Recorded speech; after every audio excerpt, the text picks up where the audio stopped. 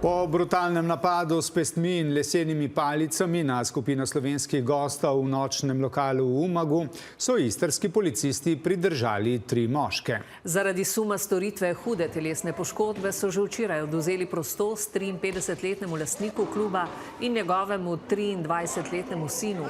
Oba sta noč preživela na policijski postaji. Danes pa so prijeli še 20-letnega hrvaškega državljana. Za našo oddajo je danes pregovorila še ena od udeleženk včerajšnje zabave. Kot pravi, je trojica napadalcev vsem, ki so dogajanje snemali, nasilno odvzela mobilne telefone. Mi smo bili brez telefonov in je rešilca klical eden gospod izmed gostov, tudi policije nismo mogli poklicati, ker nobeden od nas ni imel telefona. Zdravstveno stanje poškodovanega 32-letnega Slovenca je medtem še vedno resno. Zaradi suma na odtekanje možganov so ga obdržali na opazovanju v izolski bolnišnici. Hrvaški policisti pa so sporočili, da zaradi domnevnih kršitev javnega reda in miru preiskujejo tudi skupino Slovencev. Mark Vidrih.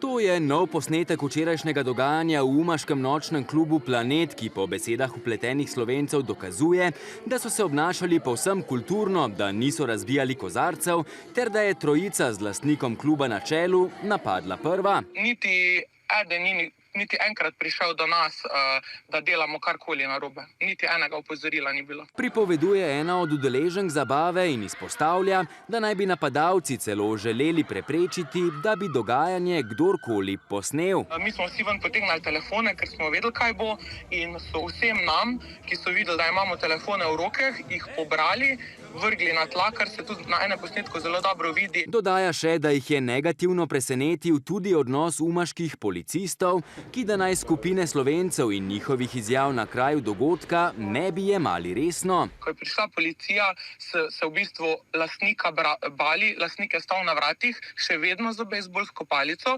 in jih ni spustil notri in policija niti ni upala notri po naše telefone. Zgodbo smo želeli preveriti tudi pri lastniku kluba, a se na naše klice danes ni oglašal. Razlog je bržkone njegovo pridržanje. Policija je jučer uhitila 50-godišnjaka i 20-godišnjaka.